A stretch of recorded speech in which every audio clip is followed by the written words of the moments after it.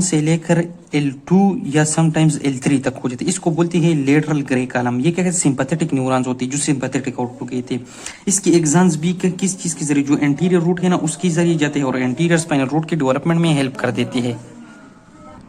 अब यहाँ पर क्या होता है, पोस्टीरियर ग्रेहान की डेवलपमेंट होता है, सही है। तो यहाँ पर ये क्या है, न्यूरोक्लिस से जो पोस्टीरियर लेटरल रीजन में, ये जो पोस्टीरियर रीजन में ये न्यूरल क्रिस्टल आए होते हैं ना, इसमें भी डिवीजन हो जाती है और ये न्यूरोब्लास्ट स्टेज तक क्या हो जाते हैं, पहुंच जाते हैं।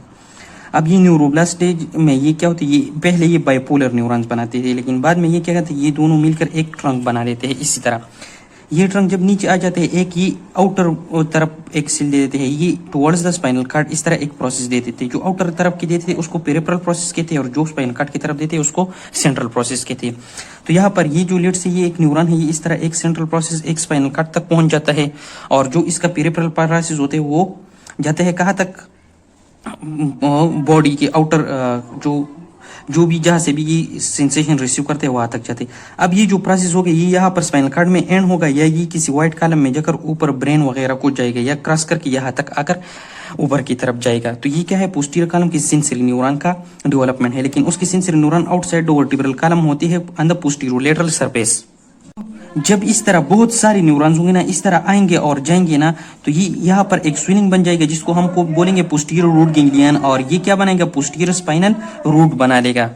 अब इसके अलावा कुछ न्यूरोब्लास्ट सेल्स या न्यूरल क्रिस्टल क्या करेंगे, वो इस जो सेल बॉडी होती है यूनिफॉर्म न्यूरॉन उसकी इर्द गिर्द इस तरह सराउंड हो जाएंगे और इसको एक प्रोटेक्टिव शीट प्रोवाइड करेंगे। इन सेल्स को फिर दो तरह की, दो नाम से बोलते हैं, या इनको कैप्सुलर सेल्स बोलते हैं या इनको सैटेलाइट सेल्स बोलते हैं। सही हो गया। अब अगर हम देखें ना तो यहाँ पर ये जो रीजन है, यहाँ पर अगर हम ड्रा करें अब ना, ये इस तरह आएगी, सही है, इस तरह कुछ तो यहाँ पर एंड होकर सेकंड ऑर्डर न्यूरॉन से साइनेप्स करेंगे, फिर वो या अपोजिट तरफ की जाकर ऊपर की तरफ जाएंगे और या कुछ अपने साइड पर ही इस तरह जाएंगे और कुछ डायरेक्टली भी पोस्टीरियर व्हाइट कॉलम में जाकर ऊपर जाते हैं, सही है। तो ये और ये इस तरह बाहर निकलते हैं। तो ये जो रीजन होता है ना पोस्टीरियर स्पाइनल ना रूट में इस तरह स्विलिंग्स बन जाती है, इसको पोस्टीरियर रूट गैंग्लियन कहते हैं। अब इसका स्ट्रक्चर अगर हम देखें स्पाइनल कार्ड का ना, तो वो इस तरह बन जाती है, सही है। यहाँ पर ये जो है ना, ये पोस्टीरियर जो एलर प्लेट उससे बन गया पोस्टीरियर ग्रेहान, ये एंटीरियर ग्रेहान बेजल प्लेट से ये जो नर्व फाइबर्स आ गई एक बंडल में, ये क्या करते हैं, ये जो शीट है इसमें गई, ये अब क्या है, ये एंटीरियर नर्व रूट है, ये पोस्टीरियर नर्व रूट है, ये इसमें क्या है, पोस्टीरियर रूट गैंग्लियन है। फिर ये आकर मिलकर यहाँ पर एक ट्रंक बना देते हैं और इस रीजन पर ये निकलते हैं from the spinal cord through the enter vertebral foramen. फिर ये पोस्टीरियर रेमस बनाते हैं और यहाँ पर एंटीरियर रेमस, यहाँ न्यूरॉन कुछ पोस्टीरियर रेमस में भी जाती है, कुछ एंटीरियर में भी, और जो सेंसरी न्यूरॉन्स आती है वो भी कुछ थ्रू द पोस्टीरियर रेमस आती है, कुछ थ्रू द एंटीरियर रेमस, फिर यहाँ पर डिवाइड्स हो जाती है और यहाँ पर कुछ इस तरह ऊपर नीचे भी जाती है, कॉलम बना देती है। अब ये वर्टिब्रल कॉलम की क्या हो गया, जो डेवलपमेंट है वो एंड हो गया। लेकिन इसके बाद आ जाते हैं मेनिंजेस की डेवलपमेंट पर। तो मेनिंजेस की डेवलपमेंट क्या होती है कि हमारी डेवलपमेंट के दौरान एक मास ऑफ सेल्स बन जाते हैं जो कि प्रोजेनिटर सेल्स होते हैं, डेवलपमेंट और डिवीजन की एबिलिटी रहती है जिसको बोलते हैं मेसेनकाइम। इससे कुछ डर्माटोम बन जाती है जो स्किन बनाती है, कुछ मायोटोम बन जाती है जो मसल बनाती है, कुछ स्क्लेरोटोम बन जाती है जो हमारे कार्टिलेज और बोन्स बनाते हैं। इन स्क्लेरोटोम से एक शीट बन जाती है जो कवर कर देते हैं out surface of the neural tube को। ये मेसेनकाइमल शीट क्या करते हैं, ये पहले इस तरह एक लेयर होते हैं, फिर डिफरेंशिएट हो जाते हैं तीन लेयर को, from inner to outward pia mater, arachnoid mater और ड्यूरामेटर। ये हम पेट की निमोनिक्स से याद रख सकते हैं, फ्रॉम इंटीरियर टू आउटर। तो ये जो लेयर्स बन गई ये क्या है, अब मेनिंजेस लेयर है। इसके बाद आ जाते हैं वर्टिब्रल कॉलम और स्पाइनल कार्ड के दरमियान जो डिफरेंस है। जब second month of enter uterine life होती है ना, तब तक क्या होते हैं कि हमारे वर्टिब्रल कॉलम है और स्पाइनल कार्ड है, इनका लेंथ सेम होते हैं, मतलब coxal end of the spinal cord and vertebral column एक ही जगह पर होते हैं। फिर जब अब बर्थ हो जाती है ना बेबी की, तब क्या होते हैं कि इस वर्टिब्रल कॉलम की ग्रोथ बहुत तेजी से होती है जबकि स्पाइनल कार्ड की स्लो होती है।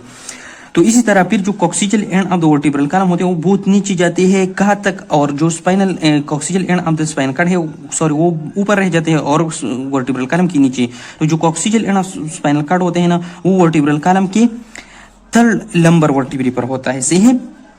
और अब आगे फिर जब एडल्ट हो जाते हैं फिर और तेजी से स्पाइनल वर्टिब्रल कॉलम की ग्रोथ हो जाती है। तो जो coxal end of spinal cord होते हैं वो L1 वर्टिब्रे पर होते हैं, सही है। और ये coxal end of vertebral column है, तो इनके दरमियान बहुत बड़ा स्पेस बन जाते हैं, लेकिन पायामेटर के एक्सटेंशन आ जाते हैं जो नीचे कॉक्सियल रीजन से चिपक जाते हैं, इसको बोलते हैं फाइलम टर्मिनलस। अब यहाँ पर डिफरेंट नर्व्स निकलेंगे, लेकिन वो नर्व्स जो निकलेंगे वो वर्टिब्रल कॉलम की अपनी ही फोरेमा पर जाएगी। मतलब यहाँ पर लेट से ये कौन सा है, ये लेट सपोज ये है T12, सही है T12 है, लेकिन ये जब वर्टिब्रल कॉलम में तो ये नीचे जाया होगा ना, तो ये अब एंटर जो T12 की रीजन में जो एंटर वेंट्रिकुलर फोरामेन है तब तक जाएगा। तो जब हम नीचे आएंगे तो ये इस तरह बहुत और नीचे आते हैं। जो लोअर रीजन होता है ना उसकी नर्व्स जो एंटीरियर और पोस्टीरियर नर्व रूट होते हैं वो बहुत नीचे आ जाते हैं और फिर नीचे की तरफ से निकल जाते हैं। तो ये जो रीजन खाली रीजन होते हैं, एक इसमें फाइलम टर्मिनलस होता है और उसकी इर्द गिर्द anterior and posterior nerve roots होते हैं। और जब L1 की नीचे आ जाते हैं ना हम, तब फिर ये रूट्स बहुत ज्यादा नीचे की तरफ इस तरह ओब्लिकली एक्सटेंड कर देते हैं। तो यहाँ पर एक टेल शेप बना देते हैं जिसको बोलते हैं काड़ा एक्वाइना। और ये वो ही रीजन है जहां पर ये सब इरेक्नाइड स्पेस से हम क्या लेते हैं, सीसेप ले लेते हैं, इसको हम बोलते हैं लंबर पंक्चर। यहाँ पर हम क्या करते हैं, जो S2 वर्टिब्रे होती है और S3 उनकी दरमियान इंजेक्शन लगाते हैं। तो यहाँ पर ये हमने क्या किया, सीसेप का सैंपल ले लिया। अब जब लिम्स के डेवलपमेंट होती है तो लिम्स में तो सबसे ज्यादा मसल्स होती है ना, तो जो अपर लिम की डेवलपमेंट होती है तो इसके लिए ज्यादा मोटर न्यूरॉन की जरूरत होती है। जो सर्वाइकल रीजन होते हैं उसमें न्यूरॉन की ज्यादा ग्रोथ हो जाती है, तो एक स्विलिंग बन जाती है जिसको बोलते हैं सर्वाइकल एनलार्जमेंट। उससे अपर लिम को मोटर न्यूरॉन्स की सप्लाई होती है। और एक दूसरा जो लंबर रीजन होते हैं उसमें लोअर लिम की डेवलपमेंट के लिए बहुत ज्यादा न्यूरॉन्स की डिवीजन हो जाती है, उसको हम बोलेंगे लंबर एनलार्जमेंट, और इससे लोअर लिम को मोटर सप्लाई जाती है। तो this was all about the development of spinal cord and meninges. अल्लाह हाफिज।